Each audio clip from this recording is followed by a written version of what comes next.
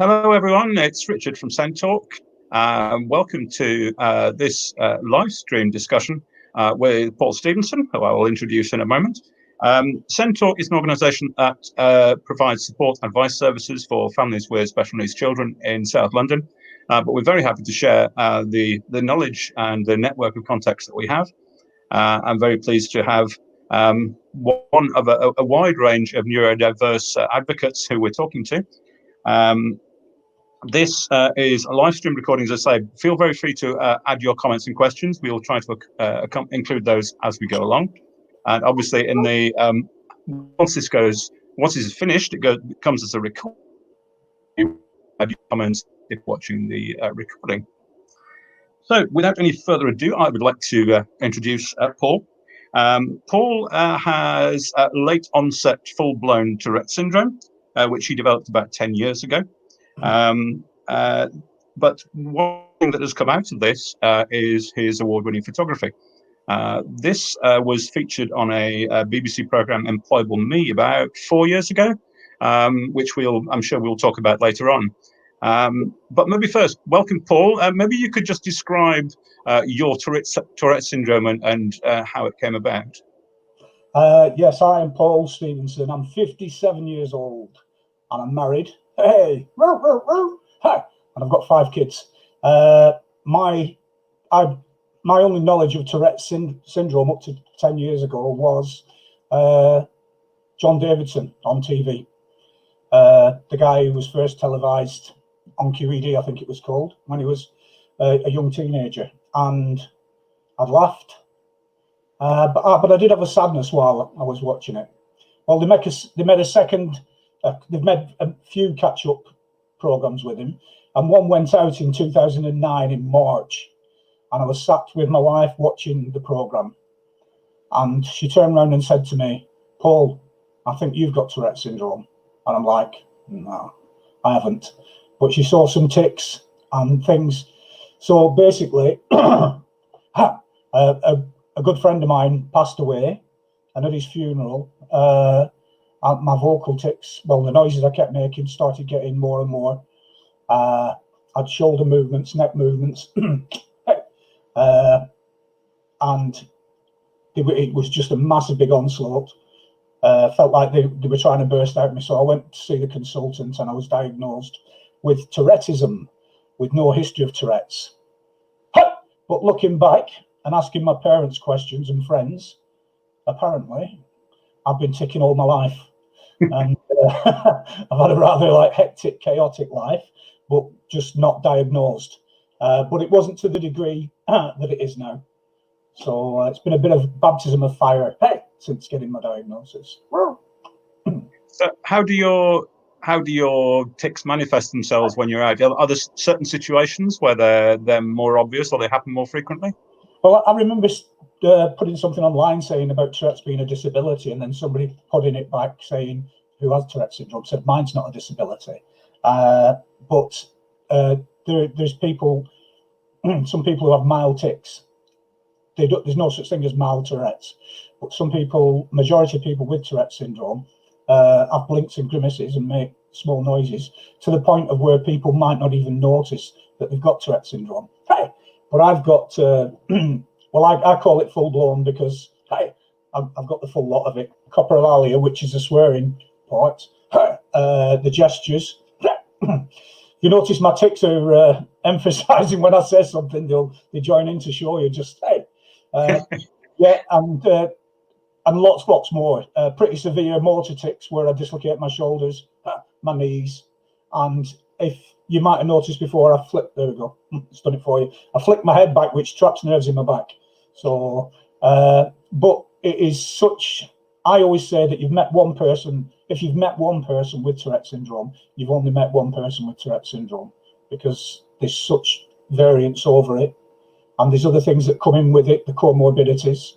Like myself, when I got a diagnosis, I was diagnosed with ADHD, which obviously is a lifelong thing, OCD, and a spectrum disorder, sensory processing, which I have to say is the bane of my life. So it's my greatest nemesis. So, hey, boom, there you go. It's interesting you saying that when you met one person with Tourette's, you met one person with Tourette's. I hear that from every sort of neurodiverse community.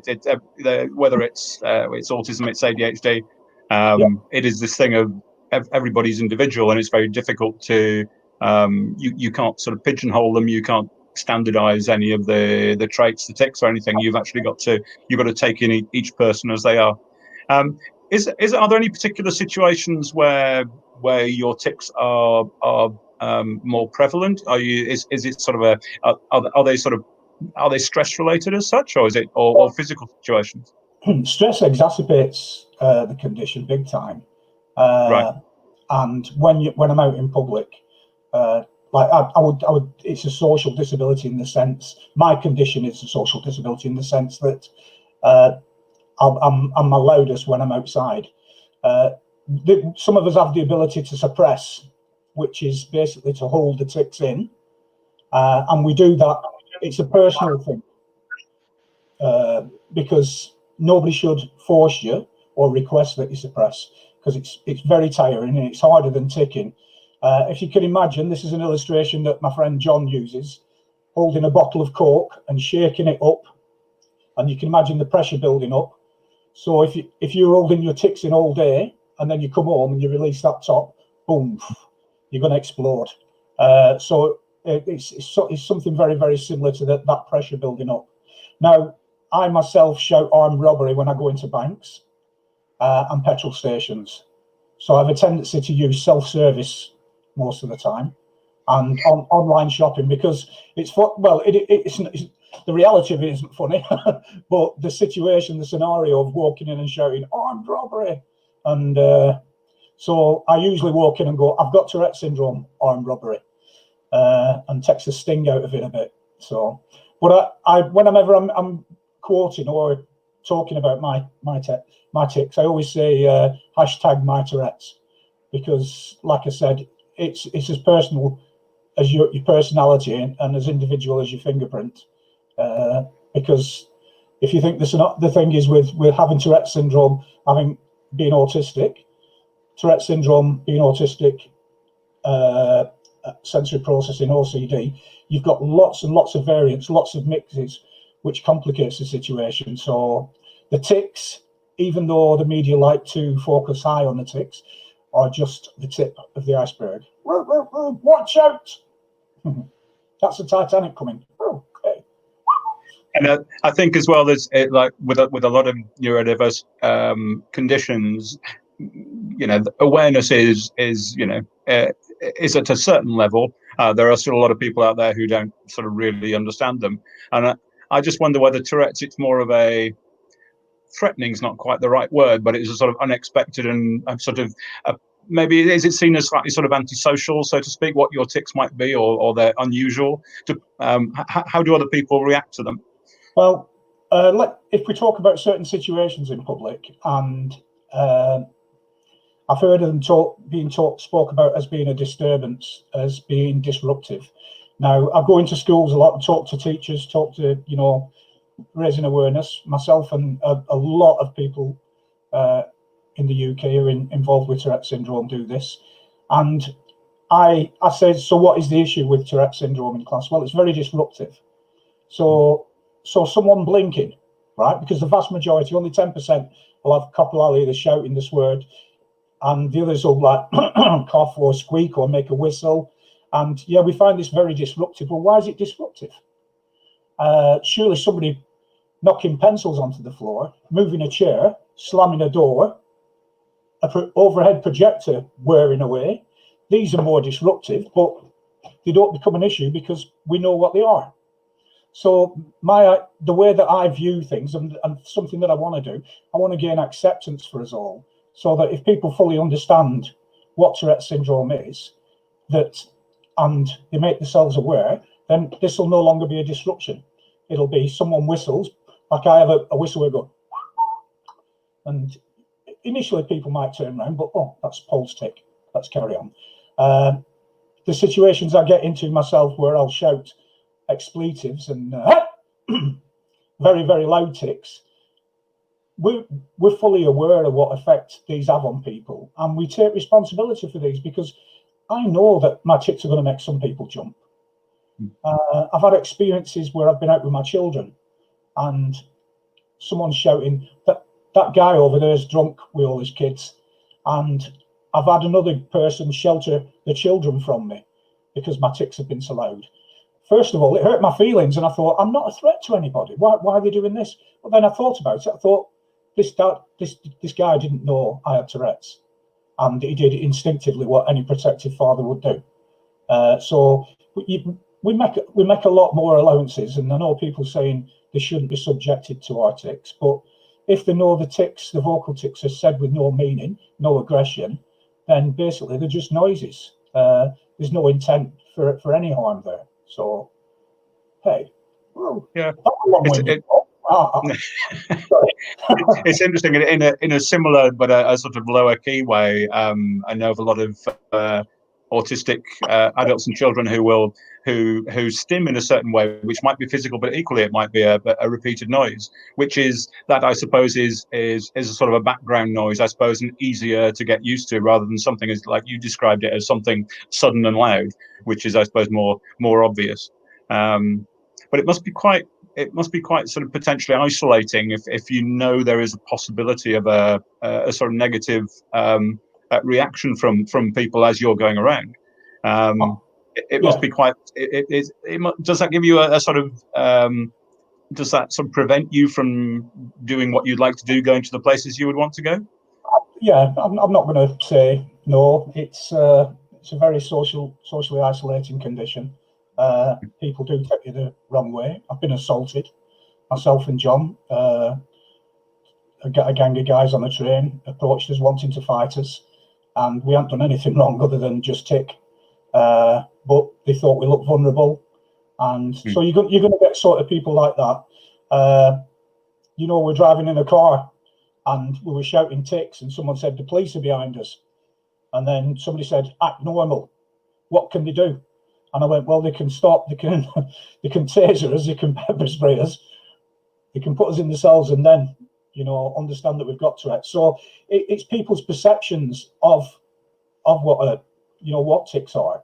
If you're in a public place, a shopping place, and you're shouting something else, like I'm a shoplifter, I shout that out. Everybody knows me where I live, so it's a different sort of circumstance. But going through the airport, shouting I've got a bomb or I've got drugs stashed in a certain place, then people are going to react differently to that, aren't they? So it's a case of, well, I feel like making people aware, and I'm not apologising for having Tourette syndrome. I'm just taking into account that my tics sometimes might affect people in a certain way. Like my father, I had a tic. I've got tics where my legs move and arms move. You notice I hit my head before. I can't stop these. No, I ticked and I kicked my father, and I hurt him. And I said, "I'm sorry, Dad." And he went, "It's okay, son. It's a tic." And I went, "No, but I've hurt you." So do you get me? We're not flippant about how we are with Tourette's. We're fully aware, and we take a lot of things into consideration, and we're concerned about how people view us and how we, and the environment. Hey, don't burn plastics. Oh, not a tick.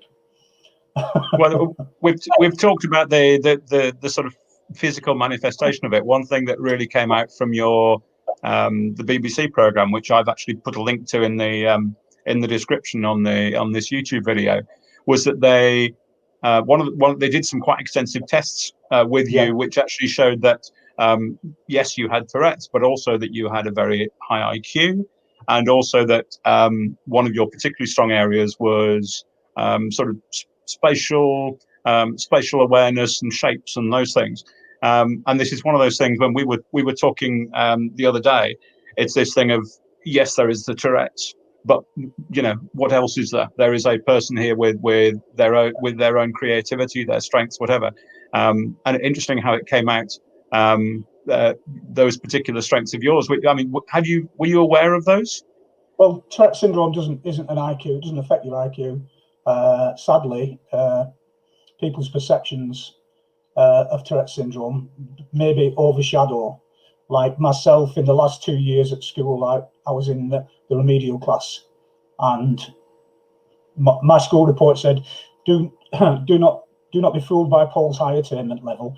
He does nothing but play the fool, daydream, disrupt the class, and they were just traits of ADHD, Tourette Syndrome, and being disruptive back then. So I got the negative labels were good for nothing, lazy, inherently evil. And so it's not the best start to starting a career. And you are at the bottom there. Now, the best thing is about Employable Me, which was fantastic for me, because them negative labels stuck. I always thought I was lazy. I always thought that I was a bit of a clown. My way of getting through life was making people laugh. But I didn't know I had all these other things. So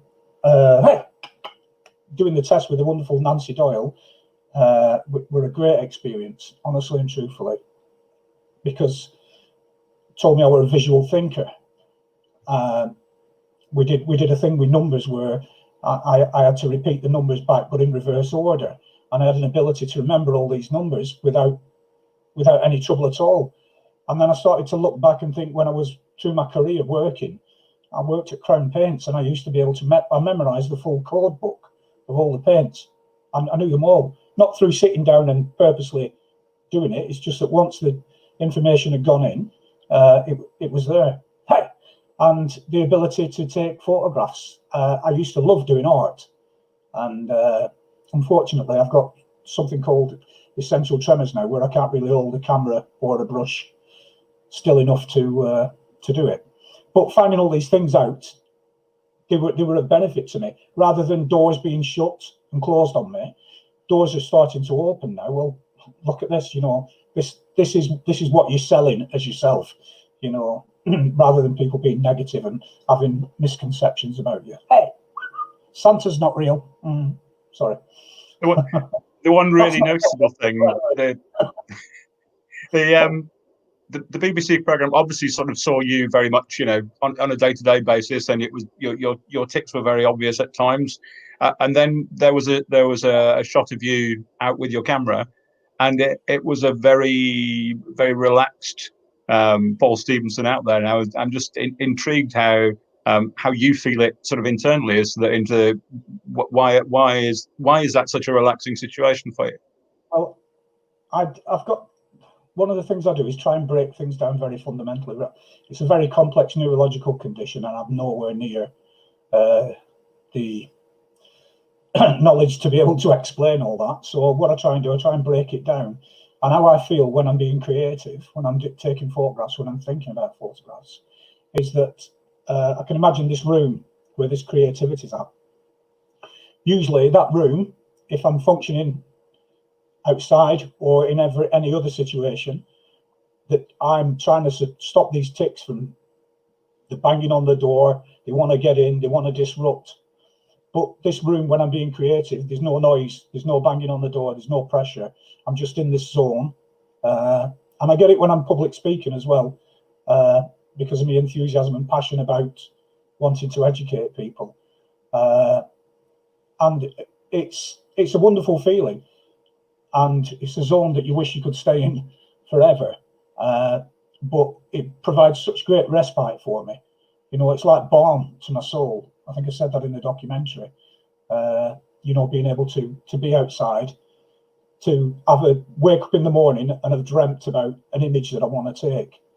And I can remember one of a fisherman's bothy in Berwick upon Tweed, on either side of the Tweed. It's a derelict building, and it had a stream running in front of it. And I always wanted to get the snow on the ground, but I wanted to get a slow exposure, so I got there were movement in the water, but the right cloud. And I tried and tried and tried, went back, and I finally achieved it.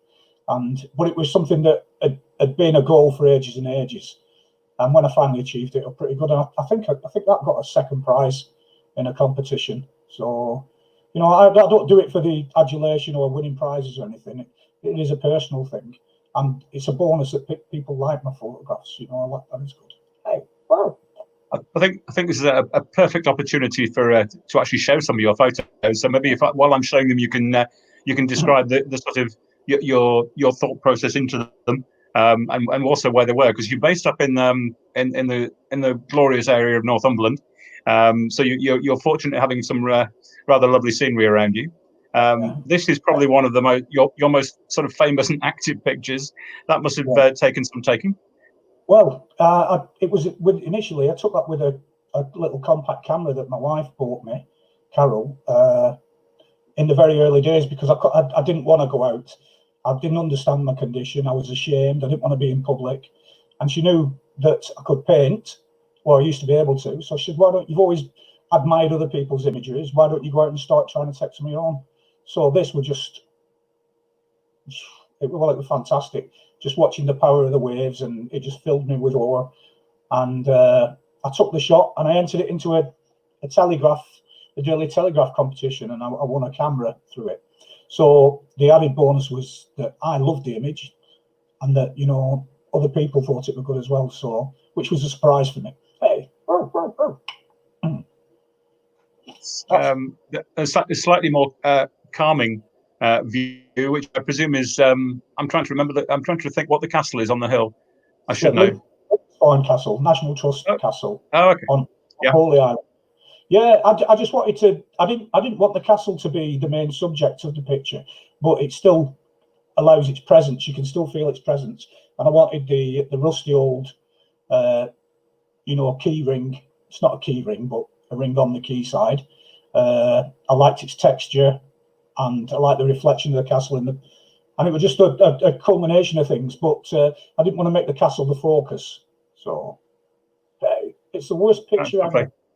And they again we're quite with photographers, they can sort of maybe follow one particular line, but you're a very broad range of interests. You've got this very different picture. That's one of your sons, yeah? That's my son Harvey. Harvey's autistic and selective mute, which it sounds a very big negative term, but that's what they called it clinically when they diagnosed him. And people used to say to us before he got diagnosed, he's pretty ignorant, your son. He doesn't show any expressions of gratitude or whether he's enjoying himself or anything. And we know that's not Harvey. Harvey's very expressive. And I took this shot of his eye, and I called it wonderment. And it's like there's so much going on inside that boy's head. You know, creativity, wanting to know situations, understand situations. And I just wanted to portray that in an image. You know, I've used it in for raising awareness as well. And I use it as the saying says, "Don't judge a book by its cover," but I say, "Don't judge," because you, like we talked about before, people make these judgments on you without really understanding. So I think this image speaks volumes that way. Lovely. What we've had while we're going along, we've had a couple of comments from people. We've gone saying Paul's photography is amazing. Do you find that your tics are less prevalent when you're focusing on your photography? I mean, I do a bit of photography myself, and I find it quite sort of mindful and focusing, excuse the pun. So it's you were discussing this a little bit earlier, where you feel in a very sort of calm space. So your tics are less frequent, or when you're actually out for photograph. I know Gerard. I follow Gerard on Twitter. Hi, Gerard. Anyway, yes, it's that I get respite from doing photography. So, like I said, I'm in this completely different zone. I don't put myself in that zone. It's a creative zone. And one thing I wanted to get across to people, I spoke to you about this before doing a camera creativity workshop, and it's not about the ins and outs of understanding or a camera. It's about having freelance to go out and take images of whatever you feel, and then come back and edit them however you feel. So I don't only get that creative silence from my tics while taking photographs, I also get it when editing. And this creativity can go into lots and lots of different things. Fantastic musicians, lots of people who I know who've got Tourette Syndrome, brilliant musicians, story writers, very creative that way, artists. And so, you know, there's the world's your lobster. No, the world's your oyster. Hey, yeah, you know what I mean? There's so much stuff that you can do being creative. And I think it's that state of mind that you're in. I think as well that a lot of those professions that you talked about, whilst they are doing things for an audience, I suppose there's an awful lot of you personally going into them. You're not simply recreating. And when we spoke before, you said you did some work for an estate agent as a photographer, but it sort of didn't work out because it was you weren't doing it for you, I suppose. It was trying to fulfill somebody else's expectations, and that's why I do photography. And like I said, the bonus is that people do like my work, but for someone to commission or ask you to go and specifically take a shot that they've got in mind, seems to turn that creative space into one of expectation, and bring stress that you might not be able to recreate it. And as soon as that stress kicks in, you don't like it, your tics are affected by it. So you've got all that whirlwind in your mind going on of, hey, and you're not being able to think clear or anything. Hey. Yeah, that's intriguing.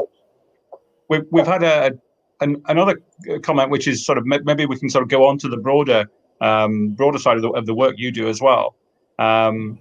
What is your biggest piece of guidance or insight to individuals who have Tourette syndrome? You've already said that you go into schools and raise awareness that way. So with somebody with Tourette's, or somebody who knows somebody with Tourette's, what is the sort of the first step to helping them? This is a bit of a disclaimer in the sense that I can only speak as I find as my Tourette's affect me, and also what when we talk to other people and individuals. I'm not medically trained in any way, but one thing I've found, when you diagnose, it's a very, very lonely condition to have. Even in a public place, you're very, very lonely. You feel under pressure, people staring at you, exacerbating your tics, making it worse. And you get home and you're absolutely shattered. Kids going to school, their school day starts on Sunday evening, and they're worrying and stressing about what they're going to do at school, how people are going to view them. One of the main things I would say to parents, if your child is diagnosed, or you get a diagnosis for Tourette syndrome, first thing is you're not alone, right? There's over 300,000 in the UK who live with Tourette syndrome.